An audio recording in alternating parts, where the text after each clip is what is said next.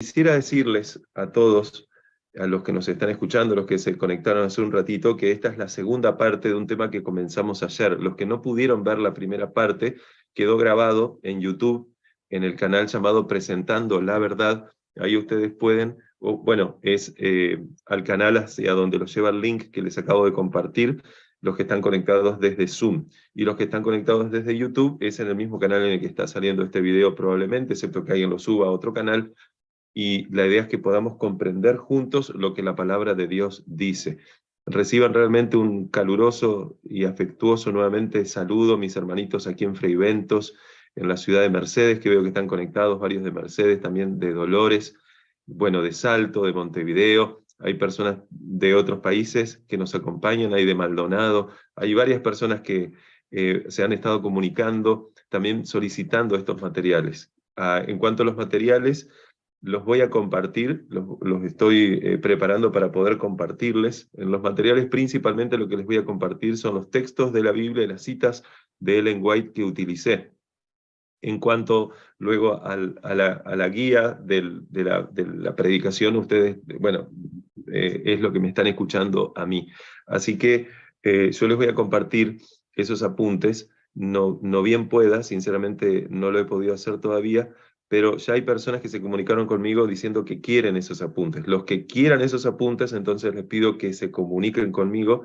No fueron todos los que se comunicaron conmigo, pero sé que algunos de ustedes lo querrá y quizás no escuchó que yo les había dicho que podían compartirse estos apuntes. Estas cosas son para que ustedes puedan no solo reflexionar juntos, sino puedan enseñárselas a otros.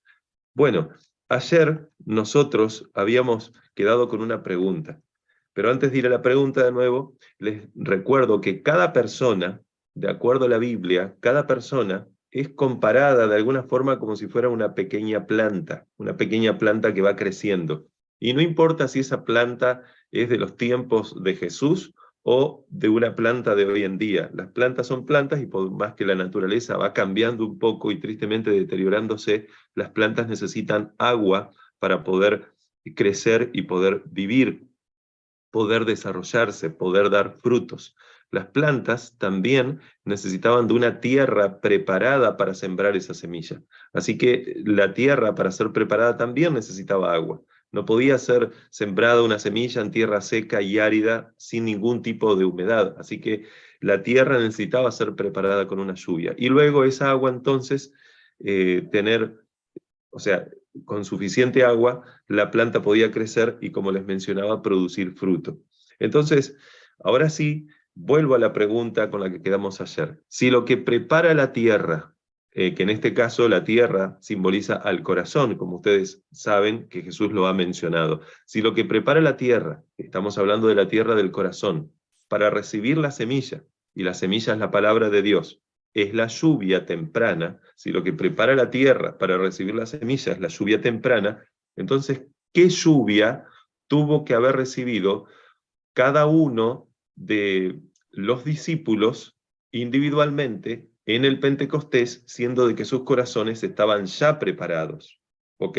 Evidentemente ellos como iglesia recibieron la lluvia temprana, pero vuelvo a preguntar, si la lluvia temprana es lo que prepara la tierra para luego recibir la semilla, darle crecimiento, y luego finalmente recibir una lluvia tardía que dará fruto. Entonces, ¿qué lluvia tuvo que haber recibido cada uno de esos discípulos en el día del Pentecostés de forma individual? No estoy hablando ahora como iglesia, siendo de que sus corazones ya estaban preparados. Bueno, no cabe duda, mis hermanos, y de hecho ayer algunos de ustedes se comunicaron conmigo para darme la respuesta. No cabe duda, mis hermanos, que lo que cada uno recibió individualmente, entiéndase, yo no estoy diciendo lo que la Biblia no enseña, pero individualmente lo que recibió cada uno de ellos es lo equivalente a la lluvia tardía. Sin embargo, repito, corporativamente, o sea, como iglesia, recibieron la lluvia temprana. ¿Dónde se nos dice que ellos ya habían recibido el Espíritu Santo a fin de que sus corazones fueran preparados para luego entonces recibir el derramamiento de otra porción mayor del Espíritu Santo que ya tendrían, pero en este caso en el día del Pentecostés? Bueno, para eso necesitamos ir al libro de Juan. Si ustedes me acompañan en Juan capítulo 20, ahí lo que se describe es lo que vamos a leer ahora a continuación. Yo ahora voy a proyectar en pantalla, pero antes quisiera decirles que Jesús acababa de resucitar cuando Él les dice lo que ustedes van a leer ahora. Jesús acababa de resucitar.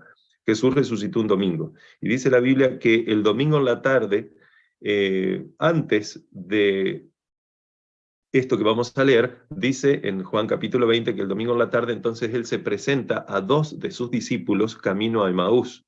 Al principio estos discípulos no se daban cuenta de que a quien tenían adelante era al mismo Cristo, al mismo Jesús, y cuando sí se dan cuenta, la Biblia dice que Jesús desaparece en el acto frente a ellos, y entonces ellos inmediatamente empiezan a conversar y dicen, esto hay que avisarlo a los demás. Entonces se van corriendo a contárselo a los otros discípulos que estaban en Jerusalén. Ustedes conocen esa historia. Entonces, en ese contexto, cuando Jesús desaparece de un lugar, parece que va a aparecer en otro. Entonces, en ese contexto ocurre algo interesante, y eso es lo que ustedes van a ver ahora en pantalla, que yo les voy a proyectar, porque realmente la Biblia enseña que estas cosas son sumamente importantes y que son las cosas que pasaron y son las cosas que tienen que ver con nosotros, especialmente hoy en día.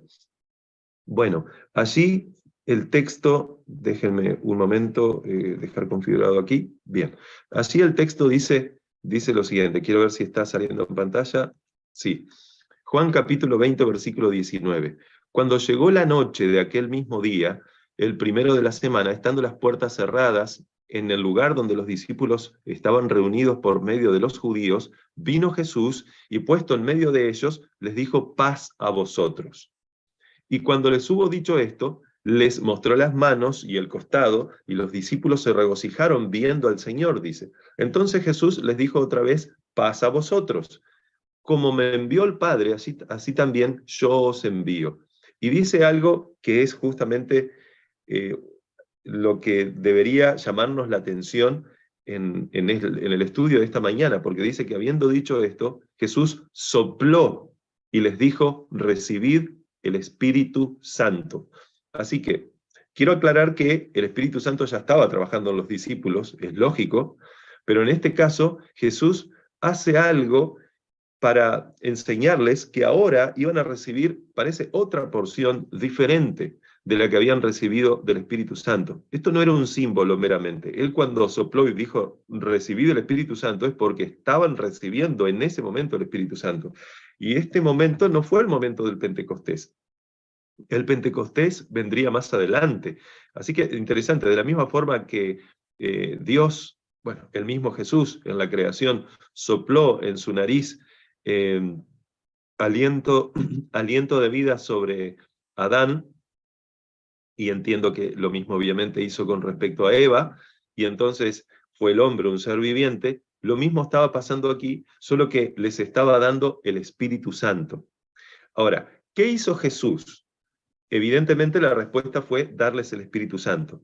Con esto en mente, que fue darles el Espíritu Santo, me gustaría proyectar ahí en pantalla una cita de Ellen White que está sacada, como las citas por las dudas, no siempre capaz voy a decir de dónde está sacada, pero ahí ustedes ven en pantalla, abajo de la foto de Elena de White, yo coloqué la referencia. Ahí está la Review and Herald del 10 de junio de 1902. Ahí ella dice lo siguiente: en los 12 discípulos, la levadura de la verdad fue escondida por el gran maestro. Sería muy bueno poder explicar esto, pero necesito avanzar. ¿Por qué Jesús escondió algo a ellos? Bueno, acuérdense que Jesús había dicho que muchas cosas tengo para deciros, pero aún no están preparados para recibirlas, así que ya se pueden dar cuenta por dónde venía la mano. Pero ahí dice, estos discípulos habían de ser los instrumentos en manos de Dios para revelar la verdad al mundo. Se les dio poder divino, dice allí, hay algunas cosas, fíjense que yo subrayé, se les dio poder divino porque un Salvador resucitado sopló sobre ellos diciendo, recibid el Espíritu Santo.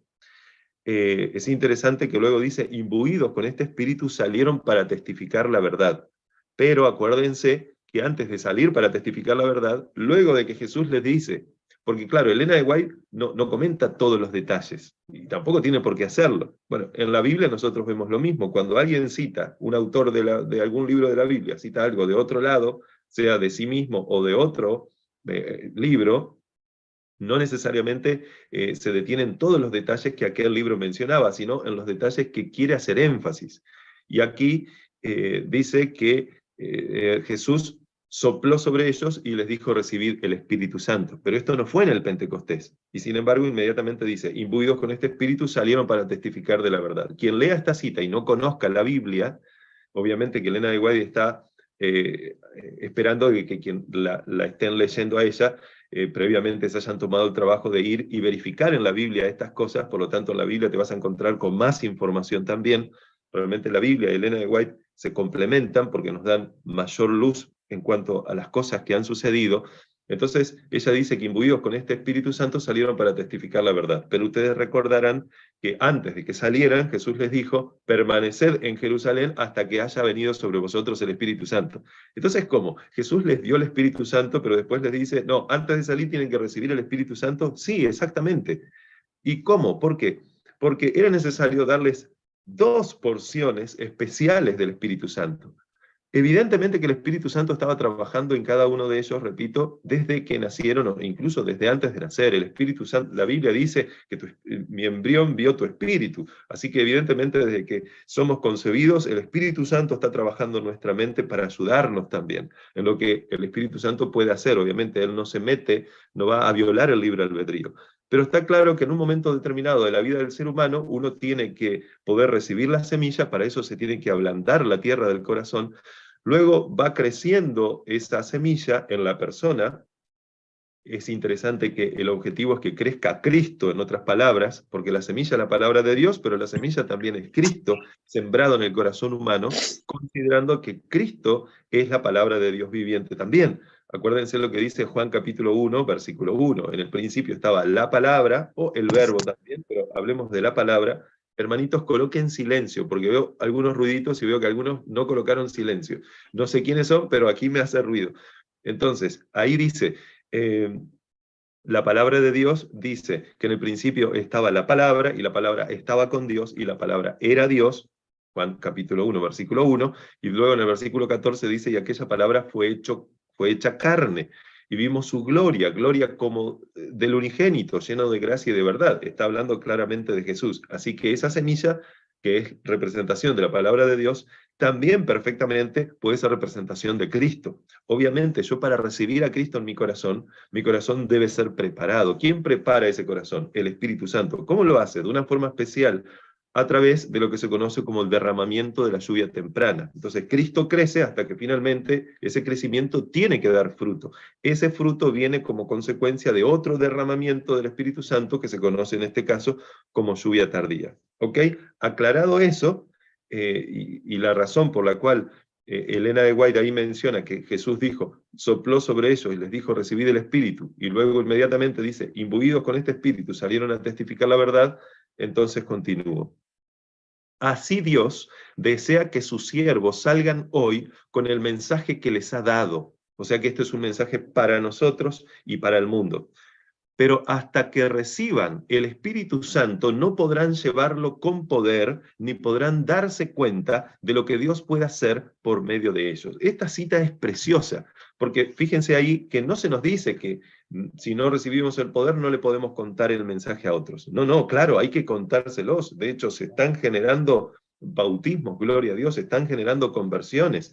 Pero ahí dice que así Dios desea que sus siervos salgan hoy con el mensaje, pero que hasta que reciban el Espíritu Santo no podrán llevarlo con poder. Y yo no estoy diciendo que ahora mismo no hay poder, pero el poder que tenemos ahora no se compara con el que Dios quiere darnos cuando sea derramado sobre nosotros el Espíritu Santo. Y no solo eso, dice que cuando nos dé ese poder, recién ahí nos daremos cuenta de lo que Dios puede hacer por medio de nosotros. Cuando nosotros nos sentimos, sea por la edad que tenemos, o sea por ciertas situaciones en las que nos encontramos, por la condición o por el lugar donde vivimos, que quizás no podemos ser poderosos instrumentos de Dios. ¿Cómo nos gustaría predicar el Evangelio al mundo entero? Miren, hermanos queridos, creo que ni Felipe ni ninguno de los demás discípulos sabían que nunca se imaginaban que después de estar sentados en una barca pescando, lo cual es perfecto, pero es algo muy humilde, y ellos no se imaginaban que eso eso iba a ser también un instrumento de Dios para ayudarlos a convertirlos en personas que iban a llegar al mundo entero, o por lo menos al mundo que había que predicar en ese entonces. Nadie se imaginaba, pero ellos lo hicieron. ¿Y por qué les mencioné a Felipe? Porque Felipe tampoco se imaginó que luego de bautizar a uno, Dios lo iba a teletransportar a otra ciudad para que predique el Evangelio. Así que nosotros no podemos saber si en el día de mañana, cuando sea derramado el Espíritu Santo sobre nosotros, Dios, por ejemplo, si estamos en Friventos, o si estamos en Mercedes, o si estamos en Dolores, o si estamos en Montevideo, o si estamos en Puerto Rico, o si estamos en Estados Unidos, si estamos en Argentina, Brasil o donde sea, Dios no nos diga, bueno, ahora tengo una misión para ti en otro lugar. Nos desaparece y aparecemos en un lugar donde se habla un idioma que no conocemos, pero en ese mismo momento Dios nos da el Espíritu Santo con el don de lenguas, porque es una también de las manifestaciones de que el Espíritu Santo había caído sobre ellos con una función muy específica, y vamos a poder predicar a esas personas. Así que no deberíamos subestimarnos en cuanto a los instrumentos poderosos que podemos ser en las manos de Dios. Con esto no estoy diciendo en absoluto que nosotros tenemos que tener este autoestima que a veces se menciona como si fuera una cuestión de orgullo de sí mismo. No, a lo que voy es que uno tiene que ser un instrumento humilde, pero más que no debemos subestimarnos. Lo que pasa es que estaba utilizando algunas palabras relacionadas con lo que dice Elena de White, lo que Dios puede hacer por medio de ellos. O sea, nosotros no nos damos cuenta de lo que Dios puede hacer por medio de nosotros, pero no debemos subestimar, quería decir realmente, el poder de Dios en el ser humano, en cada uno de nosotros. Nosotros debemos entregarnos a Dios ahora, en donde estamos. Y entonces, si lo hacemos con sinceridad y rogamos a Dios por el derramamiento de la lluvia tardía, y vivimos conforme a la lluvia temprana que Dios ya nos ha dado, entonces va a ser derramada sobre nosotros la lluvia tardía sin ninguna duda. Miren a continuación este texto, yo sé que es un poquito extenso, pero miren lo que dice Elena de White aquí, porque ella sigue comentando en cuanto a esto de que Jesús le sopló el Espíritu y les dijo, recibid el Espíritu. Y miren qué significa que hayan recibido el Espíritu. Ella citando a Juan capítulo 20, desde el versículo 20 al 22, dice, y cuando les hubo dicho, bueno, esto está, por las dudas, ya les menciono, en el manuscrito 113, 1897, o lo pueden sacar de la Meditación El Cristo Triunfante, página 300. Y cuando les hubo dicho esto, dice Juan, dice Elena de White, los discípulos se regocijaron viendo al Señor. Entonces Jesús les dijo otra vez, paz a vosotros, como me envió el Padre, así también yo os envío. Habiendo dicho esto, sopló y les dijo, recibid el Espíritu Santo. Nadie, continúa diciendo ella, nadie debe aventurarse con arrogancia en la obra de Dios. Los hombres y las mujeres no debieran avanzar a menos que el Espíritu Santo se manifieste en ellos. A veces creemos que nosotros tenemos recontra claro todos los métodos para evangelizar, etc., y muchas veces no tenemos resultados, y no siempre es producto de esto, pero generalmente esa falta de resultados, pero yo no estoy hablando solo de números, sino de calidad.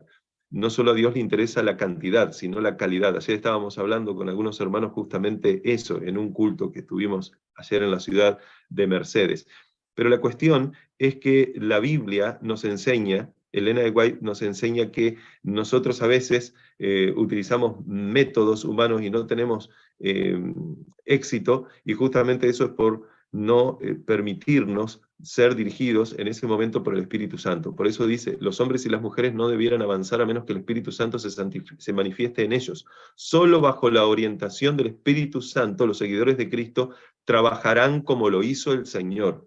Y luego dice, aquella noche, ¿cuál noche? Aquella en la que Jesús se le apareció a los discípulos y les dijo, paz a vosotros, que leíamos hoy en Juan capítulo 20. Dice, aquella noche Cristo les mostró a sus discípulos sus manos y sus pies para que ninguna duda hubiera en sus mentes de que Él era el Cristo. Ahora, a continuación, miren lo que dice Elena de White. Ella ahora no va a citar a Juan, pero sigue con la misma cita. No va a citar a Juan 20, sino va a ir a Lucas 24. Y ella entonces, en Lucas 24, va a citar los versículos 39, 40 y 44, ella dice, mirad mis manos y mis pies, dijo Jesús, que yo mismo soy, palpad y ved, porque el Espíritu no tiene carne ni huesos, como veis que yo tengo. Estas son las palabras que os hablé, estando aún con vosotros, que era necesario que se cumpliese todo lo que está escrito de mí en la ley de Moisés, en los profetas y en los salmos. Y dice a continuación, entonces les abrió el entendimiento para que comprendiesen las escrituras. La pregunta es, ¿cómo hizo para que el entendimiento de ellos pudiera ser abierto para que comprendiesen las escrituras? Bueno, acuérdense que los libros de los evangelios, especialmente 3 de ellos, que son Mateo, Marcos y Lucas, muchas veces hablan en paralelo de muchas historias. Esos evangelios se conocen como los evangelios sinópticos o los evangelios paralelos. Y en el paralelo de Juan capítulo 20 que leímos hoy, está esto que Elena de White menciona en Lucas capítulo 24, donde en vez, interesante, de decir Jesús, recibid el Espíritu Santo, como aparece en Juan, él dice, entonces les abrió el entendimiento, bueno, está relatando aquí Lucas, dice, entonces les abrió el entendimiento para que comprendiesen las Escrituras. Así que, evidentemente, que esto de recibir el Espíritu Santo tiene que ver también con recibir conocimiento. Acuérdense que la lluvia era enseñanza. Lo leímos ayer cuando leímos parte del libro de Deuteronomio capítulo 2. Así que, bueno, y ahí dice, así está escrito de mí, y así fue necesario que el Hijo, que el Cristo padeciese y resucitase de los muertos al tercer día. Quiero saber, solo para verificar la tecnología, si van escuchando, si se entiende. Voy a verificar aquí en YouTube si está todo bien, por lo que veo que sí. Perfecto. Bien, entonces avancemos. Bueno. Voy entonces a avanzar un poquito más. Pensemos y repasemos entonces en esto, hermanos queridos que nos están escuchando. De acuerdo a lo que hemos entendido entonces, lo que fue la lluvia temprana para la iglesia primitiva, fue la lluvia tardía para esos discípulos de la iglesia primitiva porque sus corazones ahora estaban preparados. ¿Cómo? Porque habían recibido el Espíritu Santo para comprender las Escrituras, para que sus ojos fueran abiertos. O, como dice Lucas, para que pudieran entender más. Por eso Lucas decía, les abrió el entendimiento para que comprendiesen las Escrituras. Y no es que ellos no comprendían nada, pero evidentemente hay cosas que no comprendían. ¿Se acuerdan que lo mismo pasó con los discípulos camino de Emaús, cuando Jesús les hablaba camino de Emaús? Y entonces ellos dicen, ¿no ardía en nuestro corazón cuando Él nos abría las Escrituras? Es que efectivamente eso era lo que Jesús quería hacer. Pero para que ellos pudieran entender lo que tenían que entender, ellos ahora necesitaban de que el Espíritu Santo les estuviera enseñando en la mente. Porque Jesús era el emisor, ellos eran los receptores. Pero entre el emisor y el receptor, el canal de comunicación que permite que lo que Cristo dice pueda morar aquí adentro y grabarse es el Espíritu Santo. Por eso Jesús les dice, bueno, ahora reciban el Espíritu Santo y sopla. Pero claro, ahora ellos ya estaban preparados y después de 40 días que camina Jesús con ellos, después de 10 días más, ellos vuelven a recibir ahora el Espíritu Santo, pero era otra porción diferente de la que le dio Jesús. Por eso, repito, lo que fue la lluvia temprana para la iglesia primitiva, fue la lluvia tardía para esos discípulos de la iglesia primitiva porque sus corazones ya estaban preparados. De la misma forma, si nuestros corazones están preparados individualmente con la lluvia temprana, entonces recibiremos como iglesia la lluvia tardía, y cuando hablo de como iglesia, evidentemente que también es, en este caso, individualmente. Deberíamos recordar lo que leímos ayer, de que no deberíamos descuidar jamás esta gracia, la gracia que Elena de White menciona que es la lluvia temprana, que debe hacerse efectiva en nosotros ahora mismo. Por eso ahí dice, pero no debe descuidarse la gracia representada por la lluvia temprana. Solo los que estén viviendo a la altura de la luz que tienen recibirán más luz, a menos que estemos avanzando diariamente en la ejemplificación de las virtudes cristianas activas, no reconoceremos las manifestaciones del Espíritu Santo en la lluvia tardía. Podrá estar derramándose en los corazones de los que están en torno a nosotros, pero no la percibiremos ni la recibiremos. Así que, evidentemente, la lluvia temprana nos capacita para la lluvia tardía.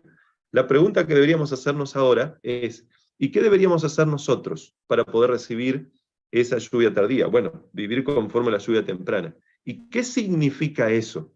¿Qué significa? ¿Cuál es? ¿Habrá una obra que nosotros tenemos que hacer? Bueno, yo ahí subrayé algunas partes importantes de lo que voy a leer. Como se dieron cuenta, en esta hora yo estoy compartiendo bastantes textos de Ellen White, muchos más textos, pero de la Biblia en este caso fueron compartidos en el tema de ayer, pero este es un tema amplio y yo lo dividí en dos partes. Por eso ahora es una parte donde estoy leyendo bastantes citas de Ellen White. Ahí ella dice: hoy habéis de entregaros a Dios. Esto es como respuesta a la pregunta ¿qué deberíamos hacer? ¿Ok? Para recibir la lluvia tardía. Bueno, ella dice, hoy debemos entregarnos a Dios, habéis de entregaros a Dios, para que os haga vasos de honra aptos para su servicio. Hoy habéis de entregaros a Dios, para que seáis, y fíjense, lo que debe suceder en nosotros primero, para que entonces seamos aptos para el servicio. Para que seáis vaciados del yo, vaciados de la envidia, de los celos, de las malas conjeturas, de las contiendas, y de todo lo que deshonre a Dios. Interesante. O sea, vaciados de todo pecado, podríamos decir perfectamente. Hoy habéis de tener purificado vuestro vaso. Y aquí yo subrayé purificado vuestro vaso, porque acá no dice que el vaso tiene que quedar más o menos purificado. No, aquí evidentemente la palabra que se utiliza es purificado. Para que esté listo para el rocío celestial, listo para los chaparrones de la lluvia tardía, pues vendrá la lluvia tardía y la bendición de Dios llenará cada alma que esté. ¿Y qué es lo que qué condición tiene que tener cada alma para la cual entonces va a ser derramada la lluvia tardía? Dice, Dios llenará, o sea, con el Espíritu Santo, imagínense ese vaso de honra que dice, entonces va a llenar ese vaso, va a llenar esa alma que esté purificada de todas las contaminaciones que se puedan, porque si no se puede no hay problema, de todas formas todo el mundo se va a salvar. ¿Eso es lo que dice el texto, hermanos? No. Aquí dice, Dios llenará cada alma que esté purificada de toda contaminación.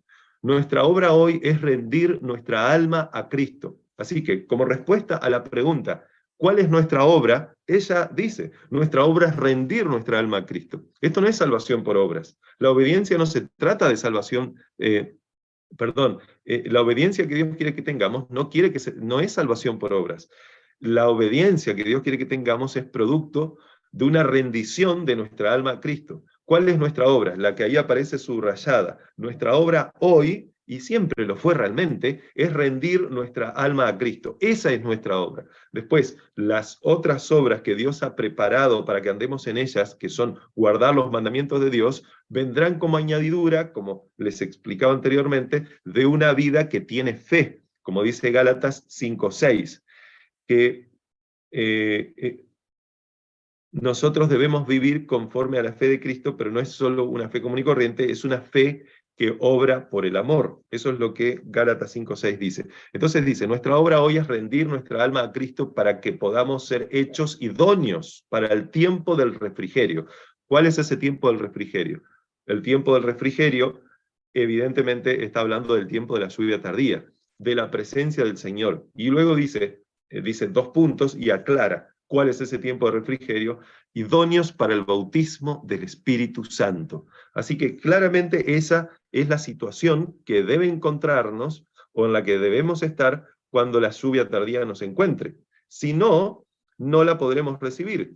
¿Dónde dice que no la podremos recibir? ¿Dónde dice que si no estamos vaciados de toda contaminación? ¿Dónde dice si nuestra alma no es purificada de toda contaminación, entonces no recibiremos el Espíritu Santo en la forma de la lluvia tardía? Ahí, en esa cita que ustedes tienen, famosa cita de Testimonios para la Iglesia, tomo 5, página 199. Ninguno de nosotros recibirá jamás el sello de Dios mientras nuestros caracteres tengan una mancha. Y luego dice, nos toca a nosotros, y esto es interesante, voy a terminar de leer y voy a explicar algo. Nos toca a nosotros remediar los defectos de nuestro carácter, limpiar el templo del alma de toda contaminación. Entonces la lluvia tardía caerá sobre nosotros como cayó la lluvia temprana sobre los discípulos en el día del Pentecostés. Acá hay 2 cosas muy importantes que necesito que presten atención y que tengo que aclarar. Primero, voy a ir a esa partecita que dice, nos toca a nosotros.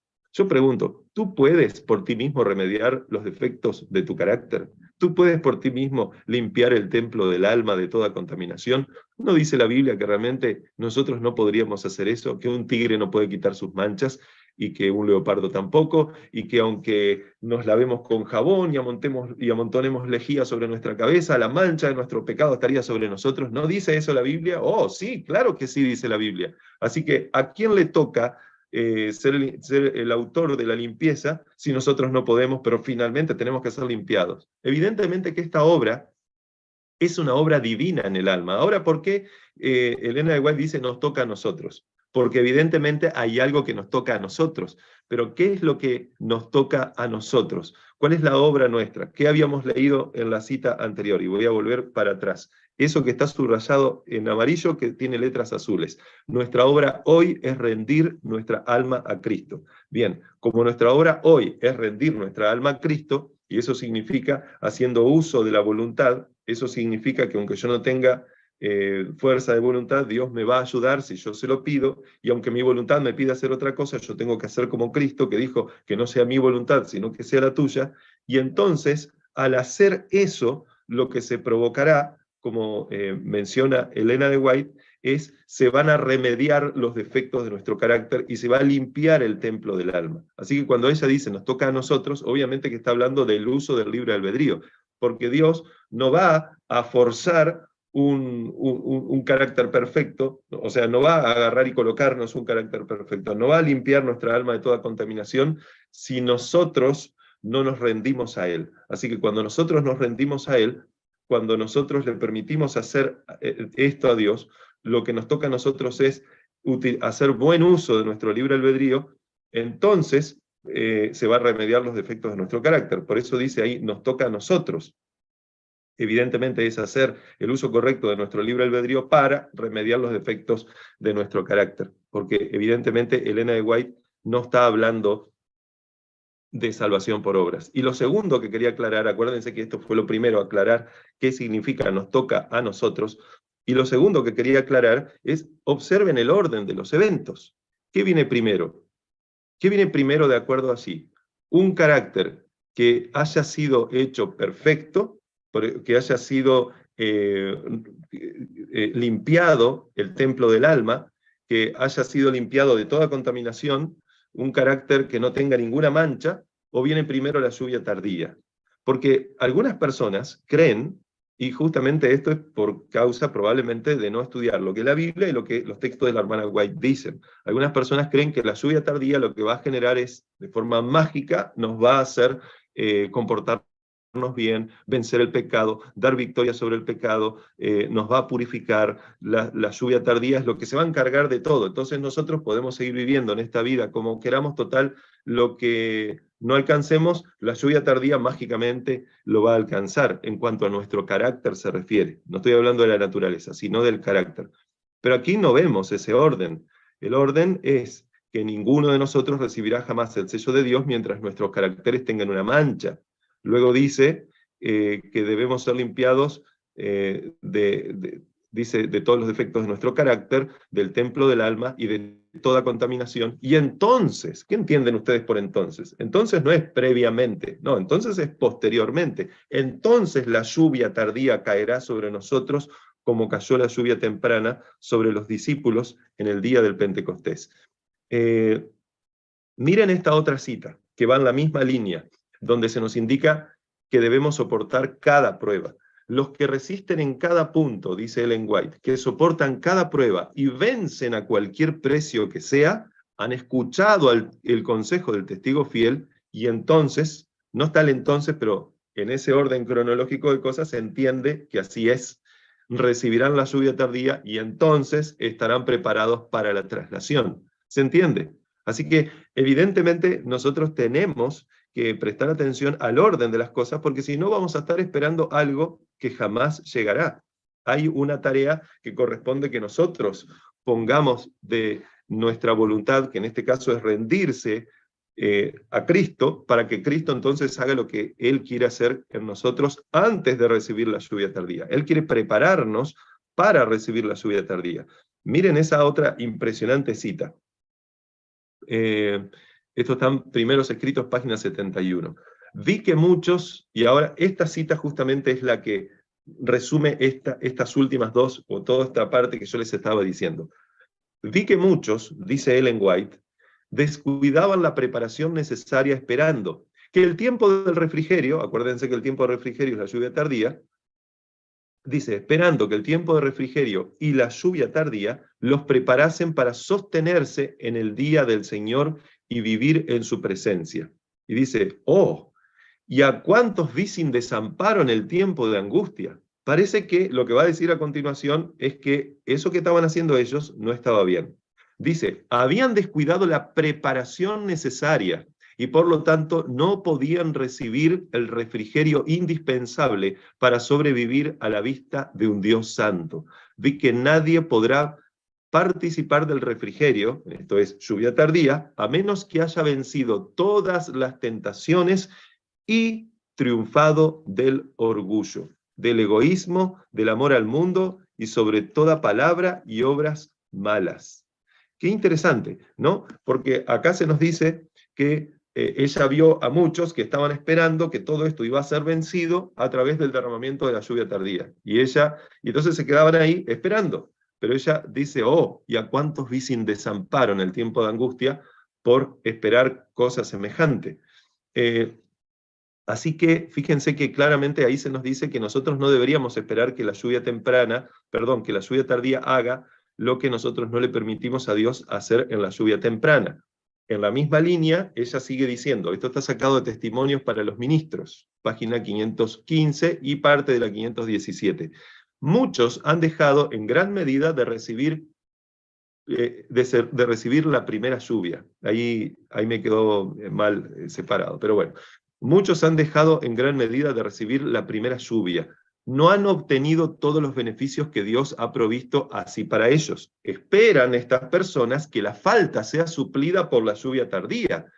Cuando sea otorgada la abundancia más rica de la gracia, se proponen abrir, dicen ellos, sus corazones para recibirla.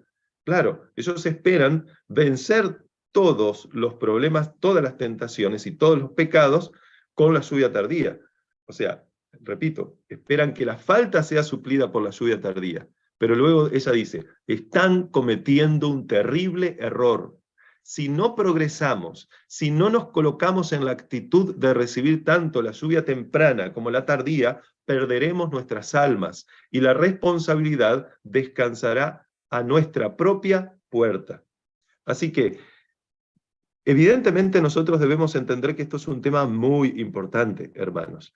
La Biblia nos enseña acerca de estas cosas y nosotros no deberíamos agarrar y buscar excusas para lo que Dios quiere hacer en nosotros. Recordemos que esto no es una obra humana, esto es una obra divina.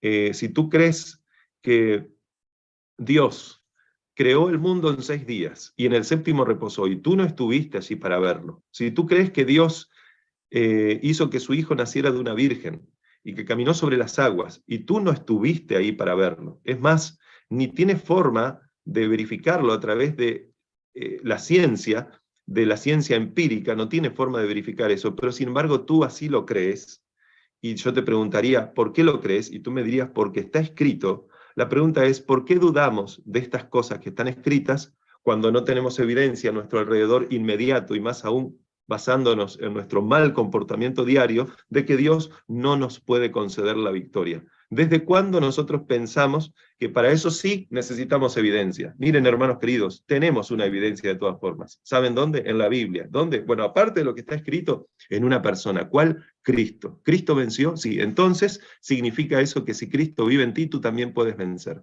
¿O acaso el evangelio que Dios nos da a cada uno de nosotros que prediquemos al mundo es un evangelio de derrota?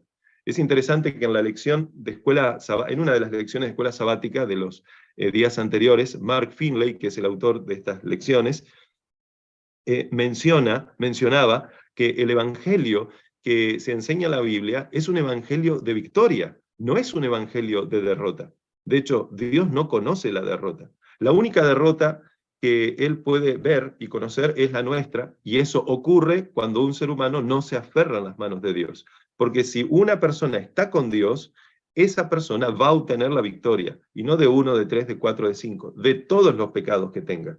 No hay un pecado del cual no se pueda obtener victoria en Cristo Jesús. Y acuérdense, siempre en Cristo Jesús. La Biblia no enseña que nosotros podemos hacer nada por nosotros mismos. La Biblia enseña en Juan capítulo 15, versículo 5, sin mí nada podéis hacer. Y la Biblia enseña en Gálatas 2, versículo 20, que en Cristo Jesús estoy juntamente crucificado y no vivo yo, sino que vive Cristo en mí. Y la Biblia dice en Filipenses capítulo 4, versículo 13, todo, no casi todo, todo lo puedo en Cristo que me fortalece. Y la Biblia dice en Apocalipsis capítulo 14, versículo 12, aquí está la paciencia de los santos, los que guardan, no dice los que intentan guardar, los que guardan los mandamientos de Dios y la fe de Jesús. La Biblia dice que Dios tendrá un pueblo al final de la historia con un carácter a la semejanza de su Hijo, con un carácter perfecto como el carácter de su Hijo. Evidentemente, no todo va a ser transformado, pero el carácter sí. Elena de White, no tengo aquí las citas, pero Elena de White dice que la segunda venida de Jesús no transforma el carácter, hermanos queridos. Léanlo, búsquenlo. La Biblia, Elena de White menciona que el carácter del cristiano se fija para siempre en la segunda venida de Jesús. ¿Qué ocurre en la segunda venida de Jesús en cuanto a transformación se refiere, siendo que el carácter tiene que ser transformado antes? En la segunda venida de Jesús lo que ocurre es una transformación de la naturaleza. A partir de allí, cuando tengamos una nueva naturaleza, de acuerdo a 1 Corintios capítulo 15, versículo 50 en adelante, cuando seamos transformados y esto mortal se vista de inmortalidad y esto corruptible de incorrupción, es donde vamos a tener carne santa, no una carne pecaminosa y corruptible como la que tenemos. Hubo un movimiento en los tiempos de Elena de White que creía que ellos ya habían alcanzado esa condición de tener carne santa y por lo tanto no podían pecar. Elena de White criticó y condenó esa postura abiertamente. Primero porque ellos pensaban que si tú tienes carne santa automáticamente no pecas. La Biblia no enseña eso.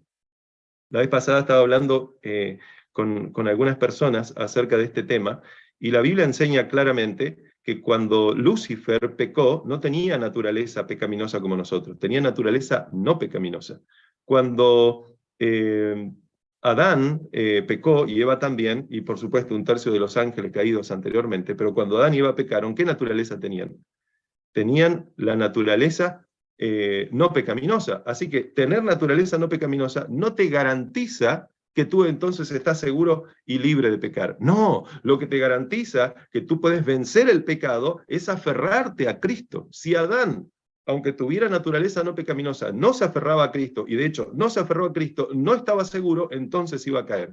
Jesús dice, sin mí nada podéis hacer. No dice, sin naturaleza no pecaminosa, entonces tú no puedes hacer nada. No, no enseña eso la Biblia, en absoluto. La Biblia, cuando habla acerca de las cosas que Dios quiere que venzamos, tiene que ver con el carácter, no tiene que ver con la naturaleza. De nuestra naturaleza se encargará Jesús en su segunda venida. Y por supuesto, a partir de ahí tendremos esa naturaleza gloriosa que tuvieron nuestros primeros padres antes de caer, Adán y Eva. Y por supuesto, ya no tendremos estos impulsos naturales, esta lucha interior donde queremos hacer una cosa buena y tenemos un impulso natural que nos dice, no, haz lo otro, haz lo otro. Pero hermanos queridos, esos impulsos naturales que tenemos no pueden ser la excusa de nuestros pecados. Elena de White dice, en Conflicto de los Siglos, página 484, no hay excusa para el pecado. Si encontráramos una excusa para el pecado, entonces el pecado sería justificado y dejaría de ser pecado. Así que no digamos, no hagamos tampoco decir o hacer pensar a las personas lo que las personas no, lo que la Biblia no dice, o lo que la hermana White no dice. Y esto no es perfeccionismo, el perfeccionismo es una herejía completa y total. El perfeccionismo significa tú no puedes pecar porque hay una imposibilidad de que tú peques porque ahora tienes carne santa, que era justamente el movimiento de la carne santa. Esto no es perfeccionismo. Esto es la perfección cristiana que Dios quiere darte. ¿Y cuál es esa perfección? La perfección de carácter.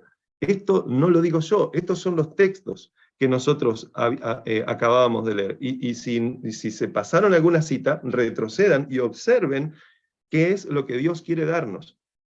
Y por otro lado, quiero decirles que esto no es una obra humana, repito, esto no son obras humanas, esto es Cristo obrando en el corazón de la persona.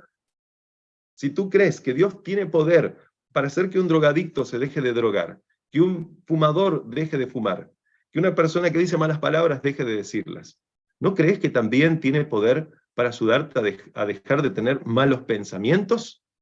Porque quizás alguien dirá, no, yo no peco, yo no hago esto, pero tengo malos pensamientos. Bueno, Jesús dijo que cualquiera que mire a una mujer, aún para codiciarla en su mente, aunque no haya hecho nada, ya adulteró con ella en su corazón. Y eso es pecado. Dios quiere que nosotros estemos, bueno, mientras no tengamos pecados manifiestos, visibles, está todo bien, porque los pecados están acá adentro y con ellos vamos a ir al reino de los cielos. No, no, hermanos, no en absoluto. La Biblia enseña que eso es pecado también. Así que Dios quiere vencer esto que está aquí.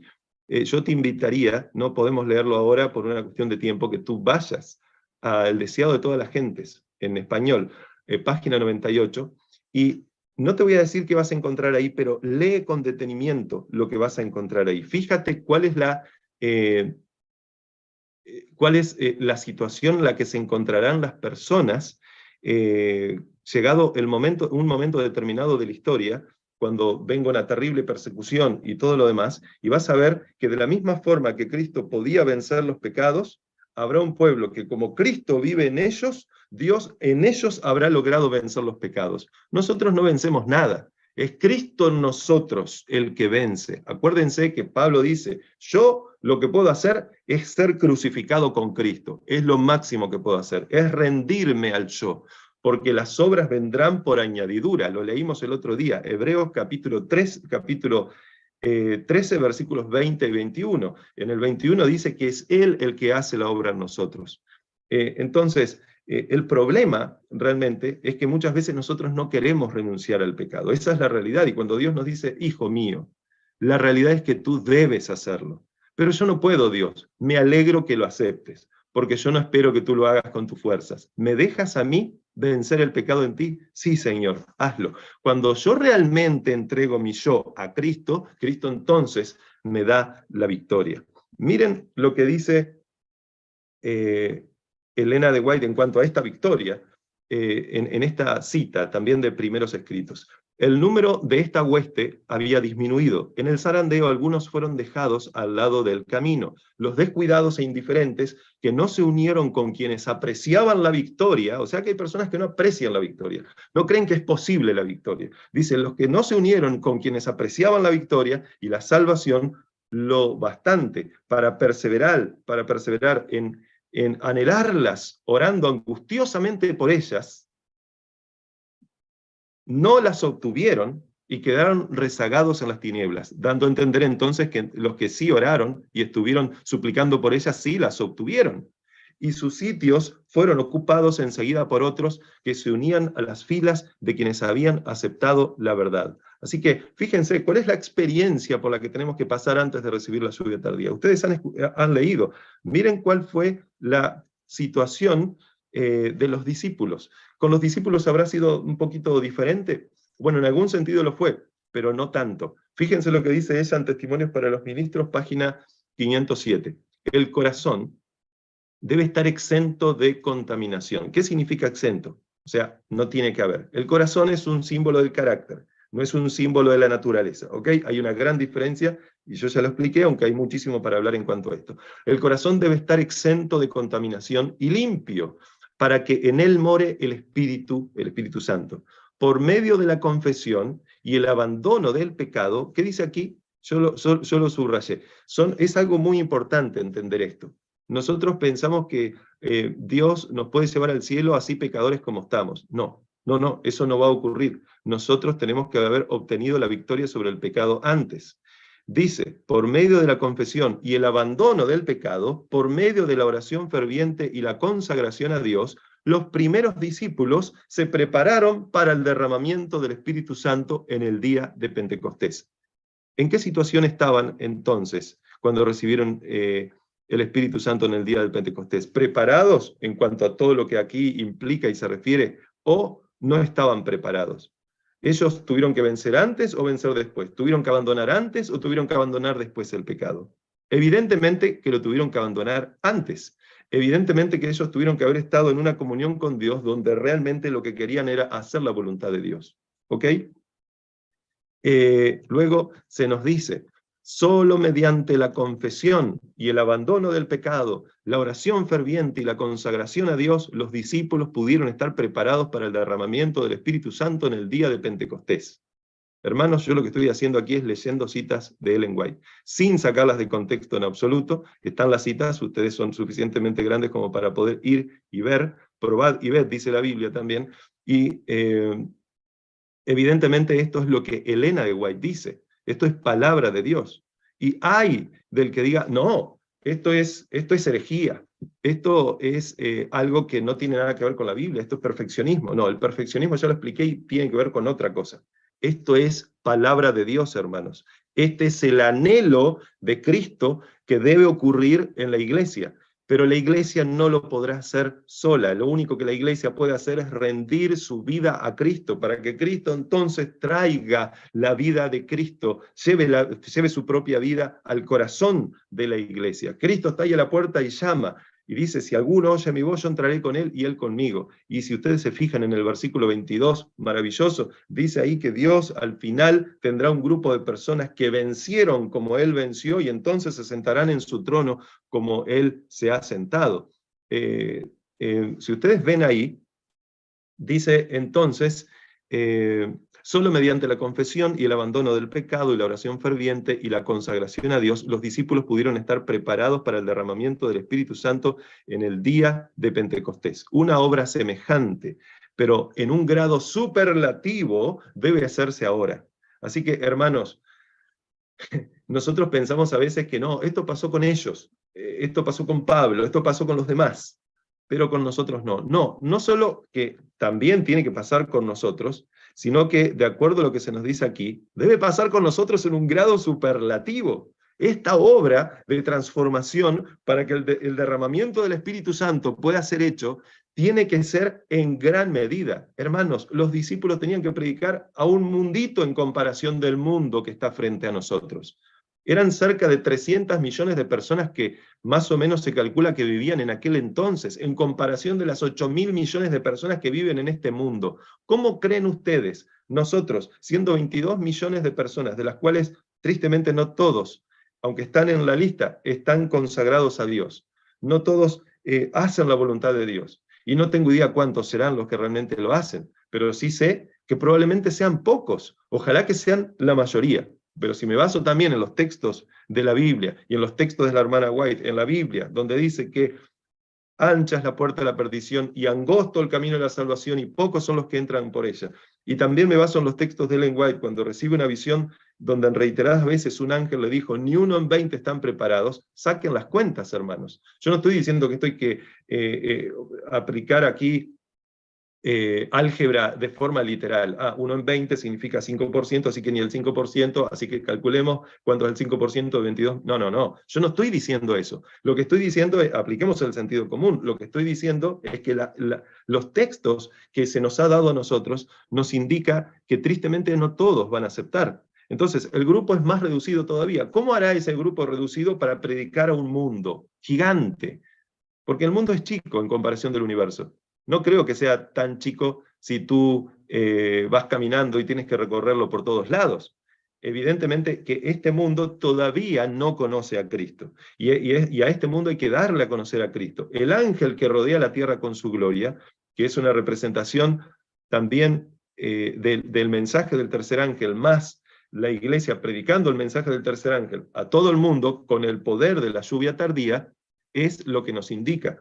Nosotros vamos a recibir un poder especial, pero ese poder especial Dios no se lo va a dar a cualquier persona. Dios tiene que preparar el corazón. Por eso, hermanos, cada vez que ustedes escuchen que alguien predica un evangelio de derrota, pídanle aunque sea en privado, hermano querido, piensa bien lo que estás diciendo. Dios quiere que nosotros prediquemos un evangelio de victoria.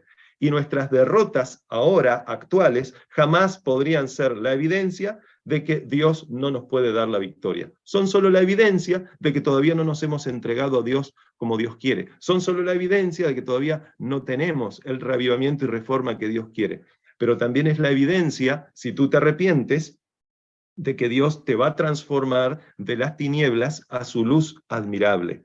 Recuerden lo que Elena de White mencionaba, recuerden, por favor, ninguno de nosotros recibirá jamás el sello de Dios mientras nuestros caracteres tengan una mancha. No, dice, nos toca a nosotros, pero ya aclaré lo que significa nos toca a nosotros. Lo que nos toca a nosotros es rendirnos, para entonces remediar los defectos de nuestro carácter, limpiar el templo del alma de toda contaminación. Entonces vendrá la lluvia tardía, que caerá sobre nosotros como cayó la temprana sobre los discípulos en el día del Pentecostés.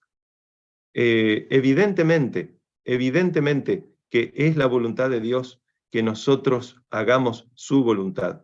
¿Qué es en esencia entonces? ¿Qué es en esencia recibir la lluvia tardía? De lo que hemos estado hablando estos días. Porque el título de este seminario se llama En busca de la lluvia tardía. Bueno, recibir la lluvia tardía, en otras palabras, sería recibir a Cristo en el alma. Y por supuesto, recibir la lluvia temprana también. Hay una diferencia entre una y otra. Pero la que transforma, la que tiene como objetivo transformar el carácter es la lluvia temprana. La otra es el poder especial que Dios te da para no solo predicar el Evangelio, sino para poder sostenerte en pie en el momento del derramamiento de las 7 últimas plagas. Eso es lo que la Biblia enseña. Por supuesto que en el derramamiento de la lluvia tardía nosotros ahora comprenderemos más, porque Dios nos ayudará y nos dará más luz, porque ya hemos vivido conforme a la luz que tenemos, porque nadie, dice Elena de White, que esté viviendo conforme a la luz que tiene, recibirá más luz, dando a entender entonces que cuando sea derramada la lluvia tardía también vamos a recibir más luz. Jesús es el que viene a nosotros, evidentemente, cuando recibimos la lluvia tardía. Así como la planta recibe la luz del sol, el rocío y la lluvia, nosotros tenemos que recibir el Espíritu Santo. Si nuestros corazones se apoyan en Cristo, Él vendrá a nosotros como la lluvia tardía y temprana a la tierra, como el sol de justicia, se levantará sobre nosotros y en sus alas traerá salvación. Creceremos como lirio, nos vivificaremos como trigo y floreceremos como la vid, dice Elena de White. Hermanos queridos, faltan pocos días. Faltan muy pocos días. Dios no quiere que ninguno de nosotros se detenga. Faltan pocos días para el fin de la historia en la cual estamos viviendo. Avancen mirando hacia adelante. Están sucediendo cosas en este mundo como nunca antes habían sucedido. Y nuestro Señor Jesucristo dijo, cuando estas cosas comiencen a suceder, erguíos y levantad vuestra cabeza porque vuestra redención está cerca. Pidan con fe, busquen con fe, llamen, oren con fe. Sean insistentes, como lo fue la viuda, pidiendo que se le hiciera justicia. Jesús dice, ¿y acaso Dios no hará justicia a sus escogidos que claman a Él día y noche? ¿Se tardará en responderles? Os digo que pronto les hará justicia, pero cuando venga el Hijo del Hombre, ¿hallará fe en la tierra? Porque de eso se trata. La batalla de Pablo siempre fue una batalla contra la fe, o mejor dicho, una batalla de fe contra sí mismo. Él siempre dijo, él culminó diciendo, he peleado la buena batalla, he acabado la carrera, he guardado los mandamientos de Dios. No dice eso, él dice, he guardado la fe, porque obviamente esa fe trae como consecuencia guardar los mandamientos de Dios. Nos quedan, hermanos queridos, 2 días más. Luego de ese tiempo, y sería bueno que ahora mismo, cada uno de nosotros deberíamos reflexionar profundamente sobre lo estudiado aquí, y clamar a Dios. No deberíamos conformarnos solo con lo que sabíamos antes o con lo que sabemos ahora. Debemos pedir a Dios que nos ayude a entender más y profundamente estas cosas. No os conforméis a este siglo. ¿Se acuerdan? Decía Romanos 12:2, sino transformaos por medio de la renovación de vuestro entendimiento para que comprobéis cuál sea la buena voluntad de Dios, agradable y perfecta. Que Dios tenga misericordia de cada uno de nosotros, que de Él sea la honra y la gloria por los siglos de los siglos, que podamos realmente ser los instrumentos que Dios tendrá al final de la historia para darse a conocer como Él quiere, que las personas puedan ver en nosotros el carácter de Cristo, a fin de que nosotros seamos prácticamente transparentes para la gente, porque a quien están viendo realmente es a Cristo. Que Dios nos bendiga, que se apiade de nosotros y que pueda hacer esa obra que Él quiere culminar para que entonces venga Cristo a reclamarnos como suyos. Que Dios los bendiga, queridos hermanos.